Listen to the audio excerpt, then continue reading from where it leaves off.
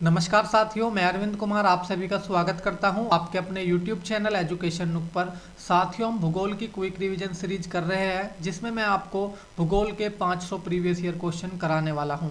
यह हमारा इस सीरीज का पार्ट 6 है। इससे पहले मैंने आपको 5 पार्ट करा दिए हैं जिसमें मैंने आपको 250 क्वेश्चन करा दिए हैं। अगर आपने वह 5 पार्ट नहीं देखे हैं तो आप मेरे YouTube चैनल पर जाकर वह 5 पार्ट देख सकते हैं। तो चलिए आज का ये छठा पार्ट स्टार्ट करते हैं। Question number 251। भारतीय उपमहाद्वीप पर ग्रीष्म ऋतु में उच्च ताप और निम्न दाब हिंद महासागर से वायु का कर्षण करते हैं जिसके कारण प्रवाहित होती है। हमें यहाँ पर 4 ऑप्शन दिए हैं। ए ऑप्शन है दक्षिण पूर्वी मानसून, बी ऑप्शन है दक्षिण पश्चिमी मानसून, सी ऑप्शन है व्यापारिक हवाएं और डी ऑप्शन है पश्चिमी हवाएं। तो इस क्वेश्चन का जो हमारा सही आंसर हो जाएगा बी ऑप्शन बिल्कुल सही हो जाएगा, दक्षिण पश्चिमी मानसून। जब भारत में ग्रीष्म ऋतु का समय होता है उस समय भारत में तापमान क्या होता है, अधिक होता है और दाब क्या हो जाता है, कम हो जाता है, जिस कारण भारत में दक्षिण पश्चिमी मानसून प्रवेश करती है। ठीक है, ये आपको ध्यान रखना है। अगले क्वेश्चन पर चलते हैं अब हम। Question number 252। भारत के किस भाग में सर्वाधिक दैनिक तापांतर पाया जाता है? 4 ऑप्शन हमें यहाँ पर दिए हैं। ए ऑप्शन है पूर्वी तटीय प्रदेश, बी ऑप्शन है छत्तीसगढ़ मैदान के आंतरिक क्षेत्र में, सी ऑप्शन है अंडमान द्वीपों में और डी ऑप्शन है राजस्थान के मरुस्थलीय क्षेत्र में। तो इस क्वेश्चन का जो हमारा सही आंसर हो जाएगा भाई डी ऑप्शन बिल्कुल सही हो जाएगा। राजस्थान के मरुस्थलीय क्षेत्रों में क्या होता है भाई, दैनिक तापांतर सबसे अधिक पाया जाता है क्योंकि यहाँ का जो तापमान होता है वो क्या होता है, असामान्य होता है। असामान्य क्यों होता है? क्योंकि यहाँ पर दिन में तापमान अधिक होता है और रात में तापमान कम होता है। ठीक है, अगले क्वेश्चन पर चलते हैं अब हम। Question number 253। अमृतसर एवं शिमला लगभग एक ही अक्षांश पर स्थित है परंतु उनकी जलवायु में भिन्नता का कारण है। हमें बताना है अमृतसर और शिमला लगभग एक ही अक्षांश पर स्थित है परंतु उनकी जलवायु में भिन्नता का कारण क्या है वो हमें बताना है। ठीक है, 4 ऑप्शन हमें यहाँ पर दिए हैं। ए ऑप्शन है उनकी ऊंचाई में भिन्नता, बी ऑप्शन है उनकी समुद्र से दूरी, सी ऑप्शन है शिमला में बर्फबारी और डी ऑप्शन है अमृतसर में प्रदूषण। तो इस क्वेश्चन का जो हमारा सही आंसर हो जाएगा ए ऑप्शन बिल्कुल सही हो जाएगा, उनकी ऊंचाई में भिन्नता। भाई अमृतसर और शिमला लगभग एक ही अक्षांश पर स्थित है लेकिन जो उनकी समुद्र तल से ऊंचाई है वो क्या है, अलग अलग है, जिस कारण वहाँ की जलवायु क्या है, दोनों की अलग अलग है। ठीक है, जो अमृतसर है इसकी जो समुद्र तल से ऊंचाई है वो लगभग 175 से 200 मीटर है। ठीक है जी, और जो आपका शिमला है इसकी समुद्री तल से जो ऊंचाई है वो लगभग 300 से 6000 मीटर तक है। ठीक है, इस कारण अमृतसर और शिमला की जो जलवायु है वो अलग अलग है। ठीक है, ये आपको ध्यान रखना है। अगले क्वेश्चन पर चलते हैं अब हम। Question number 254। भारत की सर्वाधिक वर्षा मुख्यतः प्राप्त होती है। हमें बताना है भाई भारत की जो सबसे अधिक वर्षा है वो किससे प्राप्त होती है। 4 ऑप्शन हमें यहाँ पर दिए हैं। ए ऑप्शन है उत्तर पूर्वी मानसून से, बी ऑप्शन है वापस होती मानसून से, सी ऑप्शन है दक्षिण पश्चिमी मानसून से और डी ऑप्शन है संवहनिक वर्षा से। तो इस क्वेश्चन का जो हमारा सही आंसर हो जाएगा भाई सी ऑप्शन बिल्कुल ठीक हो जाएगा, दक्षिण पश्चिमी मानसून से भारत में लगभग 75% क्या होती है, वर्षा प्राप्त होती है। ठीक है, कितने प्रतिशत? लगभग 75% जो वर्षा होती है वो दक्षिण पश्चिमी मानसून से होती है भारत में। ठीक है, ये आपको ध्यान रखना है। अगले क्वेश्चन पर चलते हैं अब हम। Question number 255।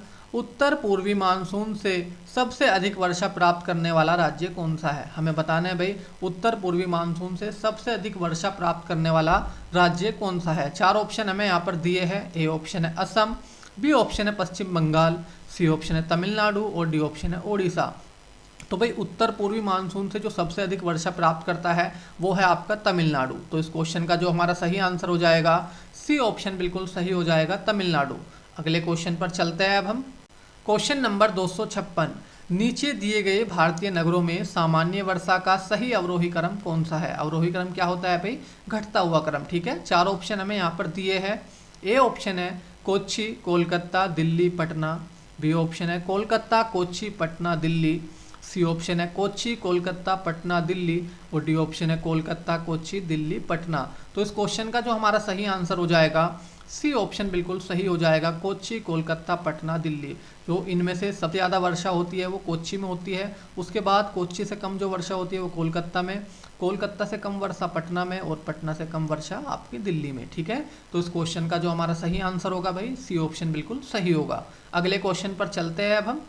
क्वेश्चन नंबर 257, आम्र वर्षा संबंधित है। हमें बताना है भाई आम्र वर्षा किससे संबंधित है।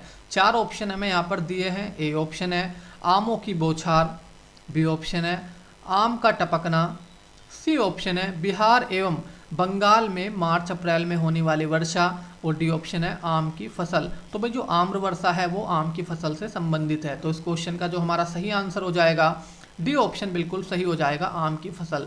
जो आम्र वर्षा होती है यह कर्नाटक और केरल राज्य में अप्रैल माह में होती है। कब होती है भाई ये मैं यहाँ पे लिख देता हूँ।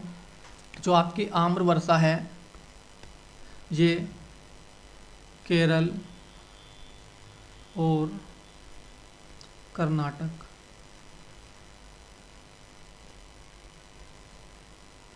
राज्य में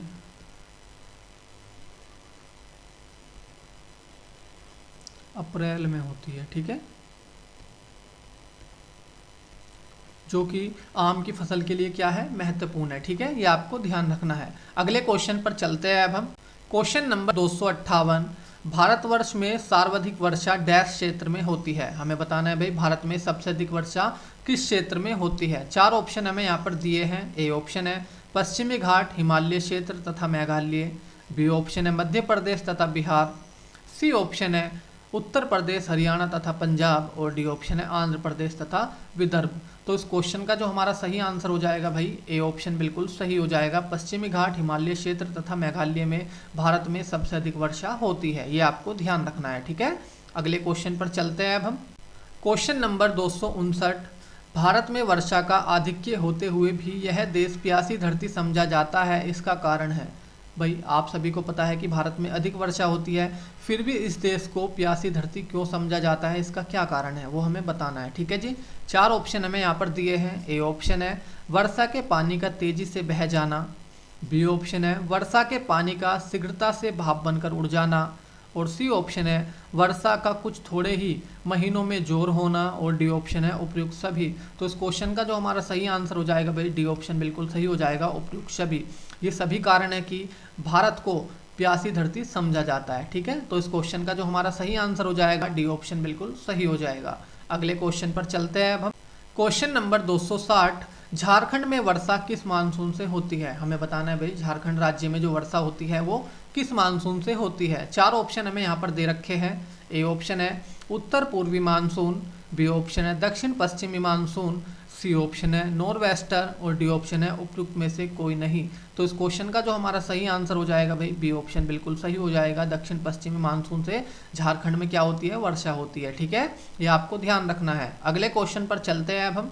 क्वेश्चन नंबर 261, भारतीय मौसम विज्ञान विभाग की परिभाषा के अनुसार वर्षा का दिन वह होता है जब किसी विशेष स्थान पर इस वर्षा की मात्रा इस प्रकार होती है।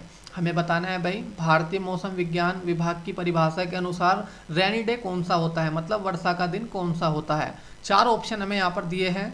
ए ऑप्शन है 24 घंटे में 0.5 mm से 1 mm तक, बी ऑप्शन है 24 घंटे में 1.1 mm से 1.5 mm तक, सी ऑप्शन है 24 घंटे में 1.6 mm से 2 mm तक, और डी ऑप्शन है 24 घंटे में 2.5 mm से ऊपर। तो भाई हमें बताना है कि इसमें से भारतीय मौसम विज्ञान विभाग की परिभाषा के अनुसार रेनी डे कौन सा होता है। तो भाई भारतीय मौसम विज्ञान विभाग की परिभाषा के अनुसार जो रेनी डे होता है वो होता है कि 24 घंटे में 2.5 mm से ऊपर वर्षा होती है, तो उसको क्या कहते हैं रेनी डे कहते हैं। तो इस क्वेश्चन का जो हमारा सही आंसर हो जाएगा डी ऑप्शन बिल्कुल सही हो जाएगा, 24 घंटे में 2.5 mm से ऊपर अगर वर्षा होती है तो उसको क्या कहते हैं रेनी डे कहते हैं, मतलब वर्षा का दिन कहते हैं। ठीक है, समझ गए। अगले क्वेश्चन पर चलते हैं अब हम।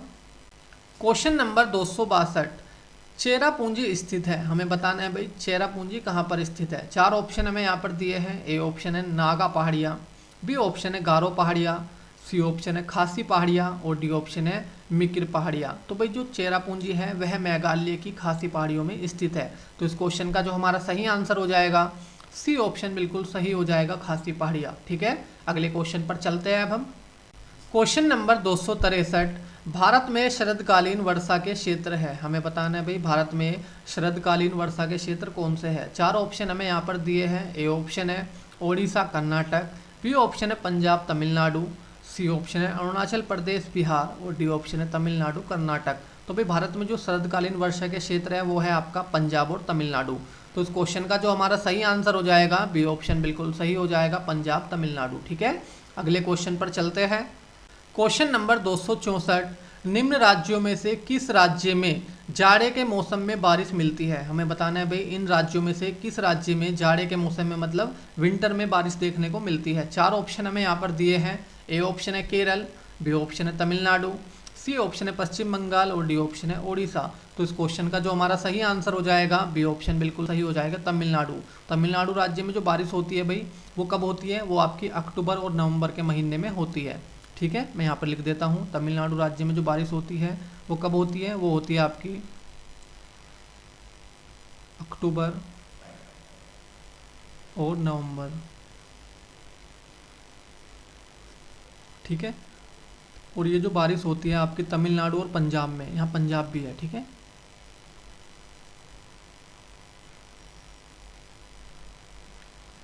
पंजाब में भी आपकी जाड़ों में क्या होती है, वर्षा होती है, पंजाब राज्य में भी, ये भी आपको ध्यान रखना है। तमिलनाडु और पंजाब में जो बारिश होती है वो उत्तर पूर्वी मानसून से होती है।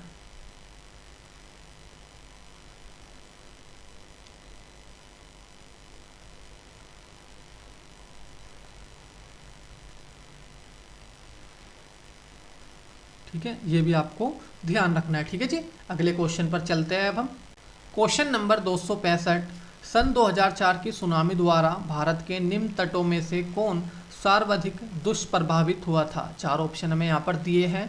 ए ऑप्शन है मालाबार तट, बी ऑप्शन है कोंकण तट, सी ऑप्शन है कोरोमंडल तट और डी ऑप्शन आपका उत्तरी सरकार तट।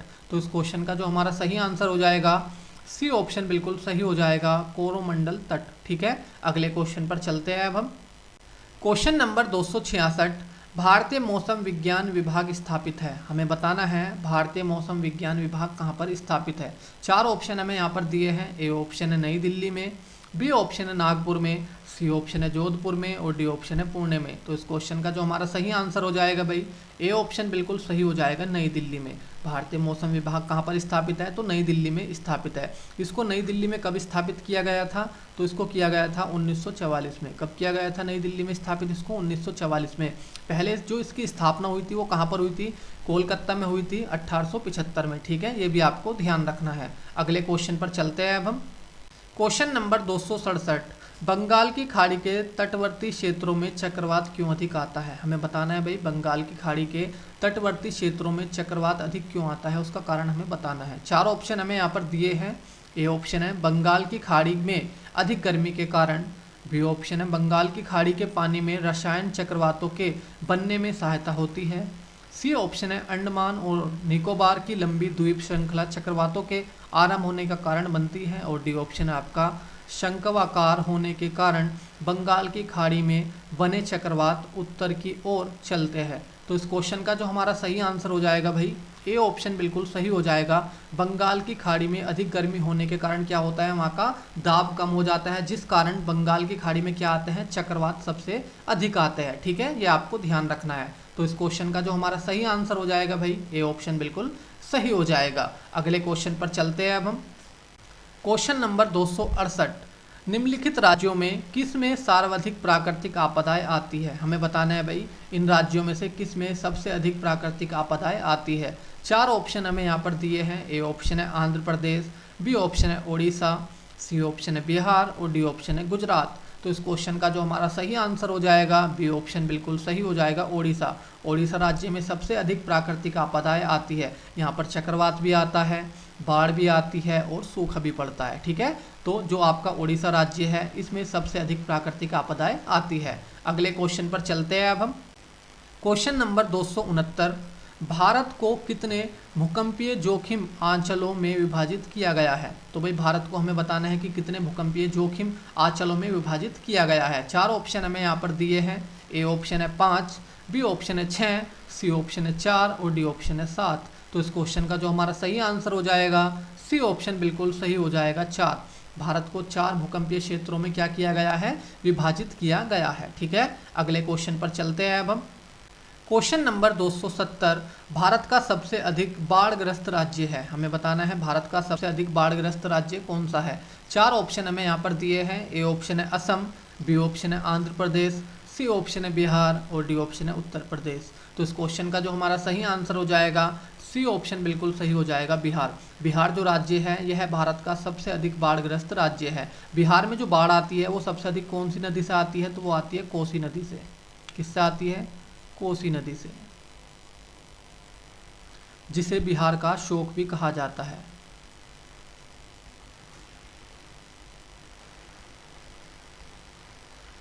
ठीक है, इस नदी को क्या कहा जाता है? बिहार का शोक भी कहा जाता है। यह आपको ध्यान रखना है। अगले क्वेश्चन पर चलते हैं अब हम। क्वेश्चन नंबर 271, उत्तर प्रदेश के निम्न में से कौन सा क्षेत्र सर्वाधिक बाढ़ प्रभावित होता है? 4 ऑप्शन हमें यहाँ पर दिए हैं। ए ऑप्शन है पश्चिमी क्षेत्र, बी ऑप्शन है पूर्वी क्षेत्र, सी ऑप्शन है मध्य क्षेत्र और डी ऑप्शन है उत्तरी क्षेत्र। तो भाई उत्तर प्रदेश का जो पूर्वी क्षेत्र है वहाँ पर क्या आती है? सबसे ज़्यादा बाढ़ आती है। ठीक है, उत्तर प्रदेश में। तो इस क्वेश्चन का जो हमारा सही आंसर हो जाएगा बी ऑप्शन बिल्कुल सही हो जाएगा, पूर्वी क्षेत्र। ठीक है, अगले क्वेश्चन पर चलते हैं अब हम। क्वेश्चन नंबर 272, सूची 1 को सूची 2 से सम्मिलित कीजिए एवं नीचे दिए गए कूट से सही उत्तर चुनिए। हमें क्या करना है भाई? सूची 1 को सूची 2 से मिलाना है और कूट के हिसाब से उत्तर करना है। ठीक है, सूची 1 में आपको प्राकृतिक आपदा दे रखी है और सूची 2 में आपको प्रभावित क्षेत्र या प्रदेश दे रखा है। ठीक है, तो इस प्रकार के सवाल को आपको करने के लिए क्या करना है? सबसे पहले आपको पहला मिला के देखना है और फिर आंसर चेक करना है। ऐसा नहीं कि आप पहले ही सारे मिलाओगे और फिर आंसर चेक करोगे, ऐसा बिल्कुल नहीं करना है। इससे क्या होगा? आपका टाइम वेस्ट होगा एग्जाम में। एग्जाम में आपको क्या करना है? स्मार्ट वर्क करना है। तो क्या करना है? सबसे पहले आपको पहला मिला के देखना है और फिर आंसर चेक करना है। अगर आपका पहले से आंसर नहीं आता तो फिर दूसरा मिलाना है, दूसरे से भी आंसर नहीं आएगा तीसरा मिलाना है और तीसरे से तो आपका आंसर आ ही जाएगा। ठीक है, तो हमें क्या करना है? इस प्रकार के सवाल को करने के लिए सबसे पहले पहला मिलाना है। तो जो बाढ़ है वो सबसे ज़्यादा कहाँ पर आती है? आपकी उत्तर प्रदेश में बिहार के मैदानी क्षेत्र में आती है। तो 1 का सेकेंड, तो 1 का सेकेंड यहाँ पर मिला देंगे। अब आंसर चेक करना है हमें, तो देखते हैं 1 का सेकंड किस में है। ए में 1 का सेकंड है, बी में 1 का फर्स्ट दिया है तो ये गलत हो जाएगा, सी में 1 का फोर्थ दिया है तो ये भी गलत हो जाएगा और डी में 1 का थर्ड दिया है तो ये भी गलत हो जाएगा। तो इस क्वेश्चन का जो हमारा सही आंसर होगा भाई ए ऑप्शन बिल्कुल सही हो जाएगा। ठीक है, आपको एग्जाम में इसी प्रकार से क्वेश्चन को सोल्व करना है। जो भूकंप होता है वो हिमालय क्षेत्र में ज़्यादा आता है तो इसको हिमालय से मिला देंगे। सूखा जो पड़ता है आपका पश्चिमी व मध्य भारत के क्षेत्र में पड़ता है तो इसको इससे मिला देंगे। सुनामी आपकी भारत का दक्षिणी तटीय क्षेत्र है तो वहाँ पर आती है तो इसको इससे मिला देंगे। ठीक है, अगले क्वेश्चन पर चलते हैं अब हम। क्वेश्चन नंबर 273, भारत के निम्न मिट्टियों में से कौन बेसाल्ट लावा के अपक्षय के कारण निर्मित हुई है? 4 ऑप्शन हमें यहाँ पर दिए हैं। ए ऑप्शन है जलोढ़ मिट्टियाँ, बी ऑप्शन है लेटराइट मिट्टियाँ, सी ऑप्शन है लाल मिट्टियाँ और डी ऑप्शन है रेगुर मिट्टियाँ। तो इस क्वेश्चन का जो हमारा सही आंसर हो जाएगा डी ऑप्शन बिल्कुल सही हो जाएगा, रेगुर मिट्टियाँ। जो रेगुर मिट्टियाँ है वह बेसाल्ट लावा से निर्मित हुई है। ठीक है, ये आपको ध्यान रखना है। जो रेगुर मिट्टी है इसको काली मिट्टी भी कहते हैं। कौन सी मिट्टी? काली मिट्टी।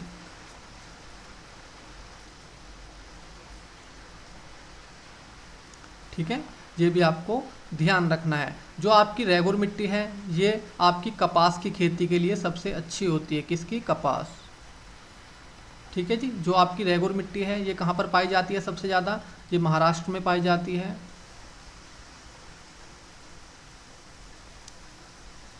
गुजरात, मध्य प्रदेश,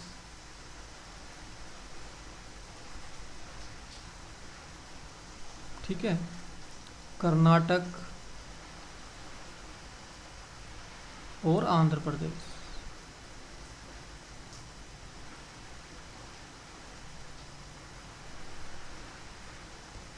ठीक है, इन राज्यों में पाई जाती है मिट्टी। ये भी आपको ध्यान रखना है। अगले क्वेश्चन पर चलते हैं अब हम।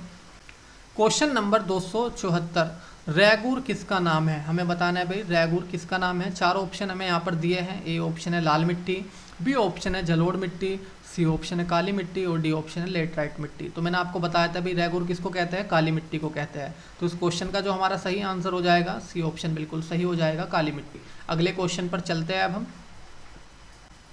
क्वेश्चन नंबर 275, रैगुर मिट्टी सबसे ज़्यादा है। हमें बताना है भाई रैगुर मिट्टी सबसे ज़्यादा कहाँ पर पाई जाती है।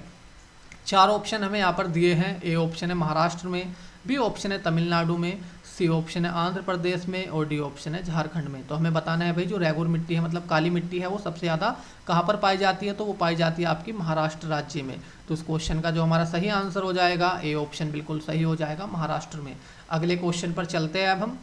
क्वेश्चन नंबर 276, काली कपास मिट्टी निम्नलिखित में से किस नाम से जानी जाती है? हमें बताना है भाई जो काली कपास मिट्टी है वो किस नाम से जानी जाती है। चार ऑप्शन हमें यहाँ पर दिए हैं। ए ऑप्शन है बांगड़, बी ऑप्शन है खादर, सी ऑप्शन है भूर और डी ऑप्शन है रैगुर। तो भाई जो काली मिट्टी है कपास मिट्टी वो किस नाम से जानी जाती है? तो वो जानी जाती है आपकी रैगुर मिट्टी के नाम से।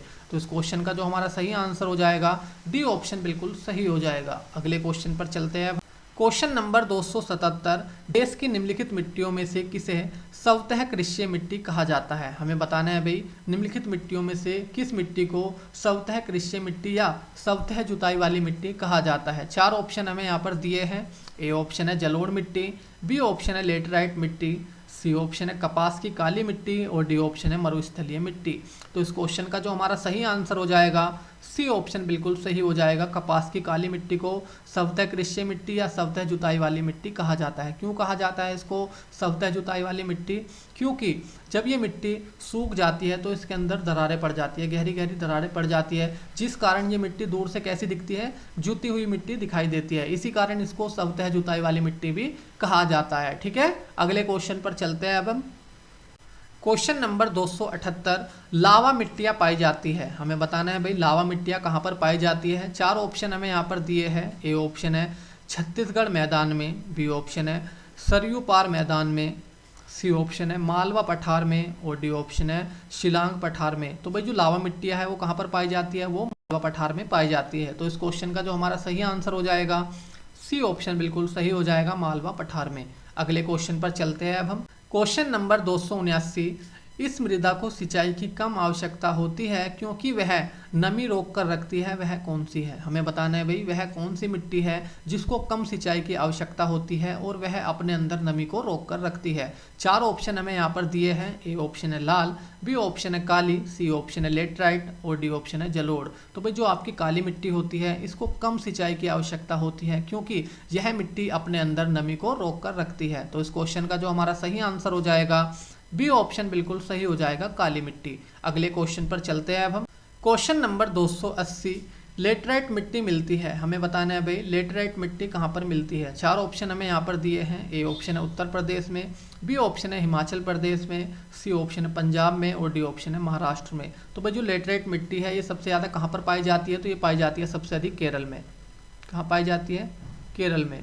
उसके बाद कहाँ पर पाई जाती है? उसके बाद पाई जाती है महाराष्ट्र में। तो इस क्वेश्चन का जो हमारा सही आंसर हो जाएगा डी ऑप्शन बिल्कुल सही हो जाएगा, महाराष्ट्र में। क्योंकि यहाँ पर केरल नहीं है ऑप्शन, तो हमें क्या लगाना पड़ेगा? यहाँ पर महाराष्ट्र लगाना पड़ेगा। ठीक है, अगले क्वेश्चन पर चलते हैं अब हम। क्वेश्चन नंबर 281, भारत में सबसे अधिक उपजाऊ मृदा कौन सी है? हमें बताना है भाई भारत में सबसे अधिक उपजाऊ मिट्टी कौन सी है। चार ऑप्शन हमें यहाँ पर दिए हैं। ए ऑप्शन है लाल मृदा, बी ऑप्शन है काली मृदा, सी ऑप्शन है जलोढ़ मृदा और डी ऑप्शन है चूनेदार मृदा। तो भाई भारत में जो सबसे अधिक उपजाऊ मिट्टी है वो कौन सी है? वो है आपकी जलोढ़ मिट्टी। तो इस क्वेश्चन का जो हमारा सही आंसर हो जाएगा सी ऑप्शन बिल्कुल सही हो जाएगा, जलोढ़ मिट्टी। ठीक है, अगले क्वेश्चन पर चलते हैं अब हम। क्वेश्चन नंबर 282, निम्नलिखित में से कौन सी मिट्टी नदियों द्वारा निर्मित है? हमें बताना है भाई इनमें से कौन सी मिट्टी नदियों द्वारा निर्मित है। चार ऑप्शन हमें यहाँ पर दिए हैं। ए ऑप्शन है लाल मिट्टी, बी ऑप्शन है काली मिट्टी, सी ऑप्शन है जलोढ़ मिट्टी और डी ऑप्शन है लेटराइट मिट्टी। तो भाई जो नदियों द्वारा निर्मित मिट्टी है वो है आपकी जलोढ़ मिट्टी। तो इस क्वेश्चन का जो हमारा सही आंसर हो जाएगा सी ऑप्शन बिल्कुल सही हो जाएगा, जलोढ़ मिट्टी। अगले क्वेश्चन पर चलते हैं अब हम। क्वेश्चन नंबर 283, गंगा के मैदान की पुरानी कछारी मिट्टी कहलाती है। हमें बताना है भाई गंगा के मैदान की पुरानी कछारी मिट्टी क्या कहलाती है। कछारी मिट्टी कौन सी होती है, तो कछारी मिट्टी ही जलोढ़ मिट्टी होती है। ठीक है, जलोढ़ मिट्टी को ही क्या कहते हैं, कछारी मिट्टी कहते हैं। ये भी आपको ध्यान रखना है, मैं यहाँ पर लिख देता हूँ। ठीक है भाई, जलोढ़ मिट्टी को ही क्या कहते हैं, कछारी मिट्टी कहते हैं। तो हमें बताना है भाई गंगा मैदान की पुरानी जलोढ़ मिट्टी को क्या कहते हैं। 4 ऑप्शन हमें यहाँ पर दिए हैं। ए ऑप्शन है भाबर, बी ऑप्शन है बांगर, सी ऑप्शन है खादर और डी ऑप्शन है आपका खोंडोलाइट। तो इस क्वेश्चन का जो हमारा सही आंसर हो जाएगा बी ऑप्शन बिल्कुल सही हो जाएगा, बांगर। जो जलोढ़ मिट्टी होती है भाई वो 2 प्रकार की होती है। जो नई जलोढ़ मिट्टी होती है उसको कहते हैं खादर, ठीक है, और जो पुरानी जलोढ़ मिट्टी होती है उसको कहते हैं बांगर। ठीक है, ये आपको ध्यान रखना है। अगले क्वेश्चन पर चलते हैं अब हम। क्वेश्चन नंबर 284, सूची 1 को सूची 2 से सम्मिलित कीजिए तथा नीचे दिए गए कोड का प्रयोग करके सही उत्तर का चयन कीजिए। हमें क्या करना है, सूची 1 को सूची 2 से मिलाना है। सूची 1 में मिट्टी दी है और सूची 2 में राज्य दिया है। फिर कोड के हिसाब से हमें क्या करना है, उत्तर करना है। ठीक है, तो इस प्रकार के सवाल को करने के लिए सबसे पहला आपको क्या करना है, पहला मिला के देखना है और फिर आंसर चेक करना है। अगर पहले से ही आपका आंसर आ जाता है तो आपको वही आंसर लगा देना है। ऐसा नहीं कि आपको पहले सारे मिलाने हैं फिर आंसर चेक करना है। ये क्या होता है, आपका टाइम वेस्ट होता है इससे। तो आपको स्मार्ट वर्क करना है एग्जाम में। तो सबसे पहले आपको क्या करना है, पहला मिलाना है। पहले से आपका आंसर नहीं आता तो दूसरा मिलाना है, दूसरे से नहीं आएगा तीसरा मिलाओ, तीसरे से भी नहीं आएगा तो चौथे से तो आपका आंसर आ ही जाएगा। ठीक है, तो सबसे पहले आपको इस प्रकार के सवाल को करने के लिए क्या करना है, पहला मिलाना है और फिर आंसर चेक करना है। तो चलिए पहला मिलाकर देखते हैं। ए में दिया है आपको जलोढ़। तो आपकी जो जलोढ़ मिट्टी है वो कहाँ पर पाई जाती है, उत्तर प्रदेश में पाई जाती है। तो इसको मैं 2 से मिला दूंगा, उत्तर प्रदेश से। फिर आंसर चेक करूंगा तो ए का 2 देखते हैं हम कौन से ऑप्शन में है। ए में दिया है ए का 1 तो ये गलत हो जाएगा। बी में दिया है ए का 2 तो ये ठीक है। सी में ए का 4 दिया है तो ये गलत हो जाएगा और डी में ए का 3 दिया है तो ये भी गलत हो जाएगा। तो इस क्वेश्चन का जो हमारा सही आंसर हो जाएगा भाई बी ऑप्शन बिल्कुल सही हो जाएगा। आपको एग्जाम में इसी प्रकार से क्वेश्चन को सोल्व करना है। देखो जो आपकी काली मिट्टी है वो कहाँ पर पाई जाती है, महाराष्ट्र में पाई जाती है, जो कि मैंने आपको बताया था। जो लाल मिट्टी है वो कहाँ पाई जाती है, तो आंध्र प्रदेश में पाई जाती है। और जो आपकी मरुस्थलीय मिट्टी है वो राजस्थान में पाई जाती है। ठीक है भाई, अगले क्वेश्चन पर चलते हैं अब हम। क्वेश्चन नंबर 285, पश्चिमी राजस्थान की मिट्टी में किसकी मात्रा अधिक है। हमें बताना है भाई पश्चिमी राजस्थान की मिट्टी में किसकी मात्रा अधिक होती है। 4 ऑप्शन हमें यहाँ पर दिए हैं। ए ऑप्शन है एल्यूमिनियम, बी ऑप्शन है कैल्शियम, सी ऑप्शन है नाइट्रोजन और डी ऑप्शन है फॉस्फोरस। तो भाई पश्चिमी राजस्थान की मिट्टी में कैल्शियम की मात्रा अधिक पाई जाती है। तो इस क्वेश्चन का जो हमारा सही आंसर हो जाएगा बी ऑप्शन बिल्कुल सही हो जाएगा, कैल्शियम। अगले क्वेश्चन पर चलते हैं अब हम। क्वेश्चन नंबर 286, निम्नलिखित में से कौन सी फसल मृदा को नाइट्रोजन से भरपूर कर देती है। हमें बताना है भाई इनमें से कौन सी फसल है जो मृदा को नाइट्रोजन से भरपूर कर देती है, मतलब मिट्टी को नाइट्रोजन से भरपूर कौन सी फसल कर देती है। 4 ऑप्शन हमें यहाँ पर दिए हैं। ए ऑप्शन है आलू, बी ऑप्शन है आपका सोरघम, सी ऑप्शन है सूरजमुखी और डी ऑप्शन है मटर। तो इस क्वेश्चन का जो हमारा सही आंसर हो जाएगा डी ऑप्शन बिल्कुल सही हो जाएगा, मटर। जितनी भी आपकी दलहनी फसलें हैं वो क्या करती है, मिट्टी को नाइट्रोजन से भरपूर कर देती है। मैं यहाँ पर लिख देता हूँ सभी दलहनी फसलें मृदा को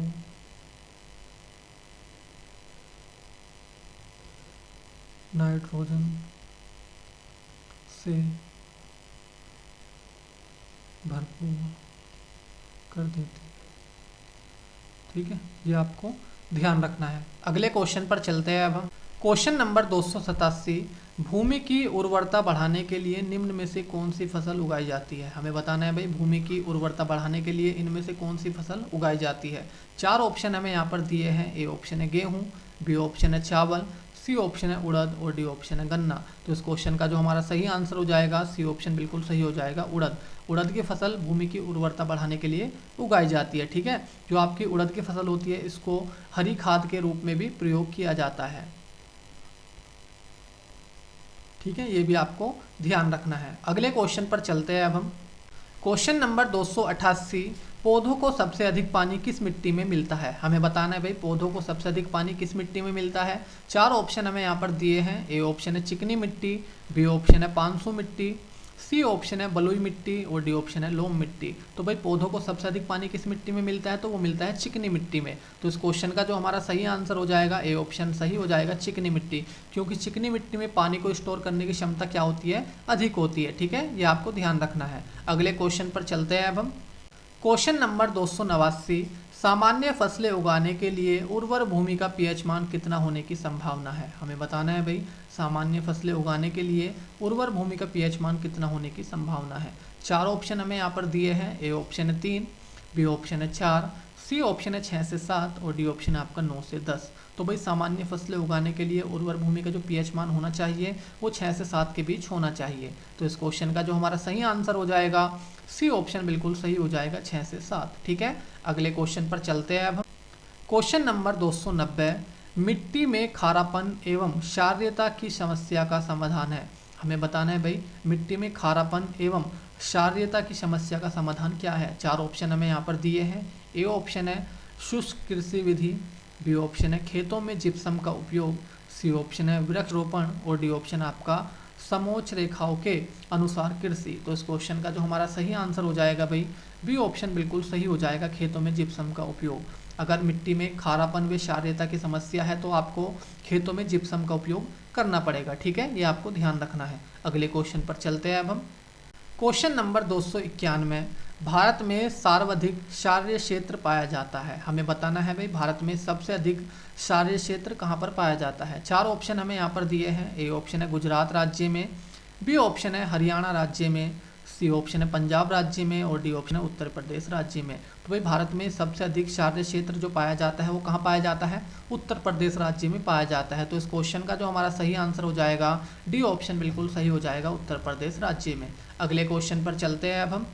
क्वेश्चन नंबर 292, निम्नलिखित में से कौन सी मिट्टी चाय बागानों के लिए उपयुक्त है। हमें बताना है भाई इनमें से कौन सी मिट्टी चाय के बागानों के लिए अच्छी है। चार ऑप्शन हमें यहाँ पर दिए हैं। ए ऑप्शन है अम्लीय, बी ऑप्शन है क्षारीय, सी ऑप्शन है जलोढ़ जिसको कछारी मिट्टी कहते हैं वो, और डी ऑप्शन है रेगड़। तो भाई चाय के बागानों के लिए जो सबसे अच्छी मिट्टी है वो है आपकी अम्लीय मिट्टी। तो इस क्वेश्चन का जो हमारा सही आंसर हो जाएगा ए ऑप्शन बिल्कुल सही हो जाएगा, अम्लीय।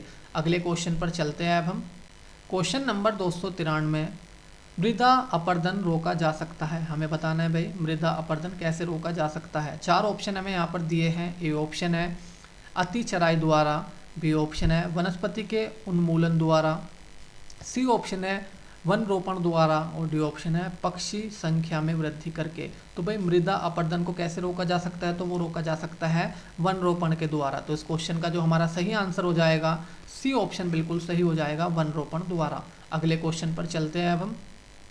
क्वेश्चन नंबर 294, भोजपत्र वृक्ष मिलता है। हमें बताना है भाई भोजपत्र वृक्ष कहाँ पर पाया जाता है। चार ऑप्शन हमें दिए हैं। ए ऑप्शन है अरावली पर्वतमाला में, बी ऑप्शन है हिमालय में, सी ऑप्शन है नीलगिरी श्रृंखलाओं में और डी ऑप्शन आपका विंध्याचल पर्वतमाला में। तो भाई जो आपका भोजपत्र वृक्ष है वो कहाँ पर पाया जाता है, तो वो पाया जाता है आपका हिमालय में। तो इस क्वेश्चन का जो हमारा सही आंसर हो जाएगा बी ऑप्शन बिल्कुल सही हो जाएगा, हिमालय में।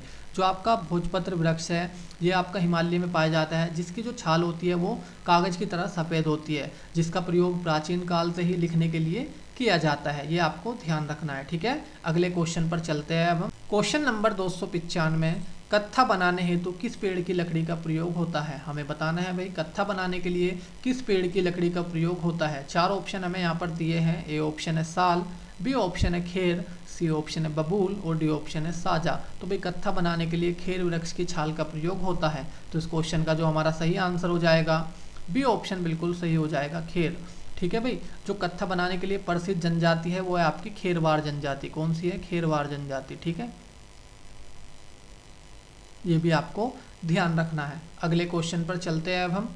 क्वेश्चन नंबर 296, सागौन तथा साल किसके उत्पाद है। हमें बताना है भाई सागौन तथा साल किसके उत्पाद है। चार ऑप्शन हमें यहाँ पर दिए हैं। ए ऑप्शन है उष्ण कटिबंधीय शुष्क पतझड़ी वन, बी ऑप्शन है उष्ण कटिबंधीय सदाबहार वन, सी ऑप्शन है उष्ण कटिबंधीय कंटीले वन और डी ऑप्शन है पर्वतीय वन। तो भाई जो आपका सागौन और साल है ये किसके उत्पाद है, ये है आपके उष्ण कटिबंधीय शुष्क पतझड़ी वन के। तो इस क्वेश्चन का जो हमारा सही आंसर हो जाएगा ए ऑप्शन बिल्कुल सही हो जाएगा, उष्ण कटिबंधीय शुष्क पतझड़ी वन। अगले क्वेश्चन पर चलते हैं अब हम। क्वेश्चन नंबर 297, निम्न में से किस पौधे में फूल नहीं होते। हमें बताना है भाई इनमें से किस पौधे में फूल नहीं होते। 4 ऑप्शन हमें यहाँ पर दिए हैं। ए ऑप्शन है कटहल, बी ऑप्शन है गुल्लर, सी ऑप्शन है ऑर्किड और डी ऑप्शन है फर्न। तो जो आपका फर्न का जो पौधा होता है भाई, इस पर फूल नहीं आते हैं क्योंकि ये जो पौधा है ये एक बीज रहित पौधा है। तो इस क्वेश्चन का जो हमारा सही आंसर हो जाएगा डी ऑप्शन बिल्कुल सही हो जाएगा, फर्न। अगले क्वेश्चन पर चलते हैं अब हम। क्वेश्चन नंबर 298, निम्न में से कौन सा वृक्ष समुद्री तल से सर्वाधिक ऊंचाई पर पाया जाता है। हमें बताना है भाई इनमें से कौन सा वृक्ष समुद्री तल से सर्वाधिक ऊंचाई पर पाया जाता है। 4 ऑप्शन हमें यहाँ पर दिए हैं। ए ऑप्शन है देवदार, बी ऑप्शन है चीड़, सी ऑप्शन है साल और डी ऑप्शन है सागौन। तो इस क्वेश्चन का जो हमारा सही आंसर हो जाएगा ए ऑप्शन बिल्कुल सही हो जाएगा, देवदार। जो देवदार का वृक्ष है यह समुद्री तल से 1500 मीटर से अधिक ऊंचाई पर पाया जाता है आपका पश्चिमी हिमालय में। ठीक है, मैं यहाँ पर लिख देता हूँ, ये समुद्री तल से 1500 मीटर से अधिक ऊंचाई पर ये पाया जाता है। जो आपका चीड़ का वृक्ष है यह हिमालय में समुद्री तल से 1000 मीटर की ऊंचाई पर पाया जाता है। ठीक है, ये भी आपको ध्यान रखना है। अगले क्वेश्चन पर चलते हैं अब हम। क्वेश्चन नंबर 299, निम्नलिखित में से किस राज्य के वनों का वर्गीकरण अर्ध उष्णकटिबंधीय के रूप में किया जाता है। हमें बताना है भाई भारत के किस राज्य के वनों का वर्गीकरण अर्ध उष्णकटिबंधीय के रूप में किया जाता है। 4 ऑप्शन हमें यहाँ पर दिए हैं। ए ऑप्शन है केरल, बी ऑप्शन है मध्य प्रदेश, सी ऑप्शन है तमिलनाडु और डी ऑप्शन है कर्नाटक। भाई जो आपका मध्य प्रदेश राज्य है इसके वनों का वर्गीकरण अर्ध उष्णकटिबंधीय के रूप में किया जाता है। तो इस क्वेश्चन का जो हमारा सही आंसर हो जाएगा बी ऑप्शन बिल्कुल सही हो जाएगा, मध्य प्रदेश। अगले क्वेश्चन पर चलते हैं अब हम। क्वेश्चन नंबर 300 जो कि हमारा लास्ट क्वेश्चन है आज की क्लास का। क्वेश्चन नंबर 300 है भाई, लीसा प्राप्त होता है। हमें बताना है भाई जो लीसा है यह किस वृक्ष से प्राप्त होता है। 4 ऑप्शन हमें यहाँ पर दिए हैं।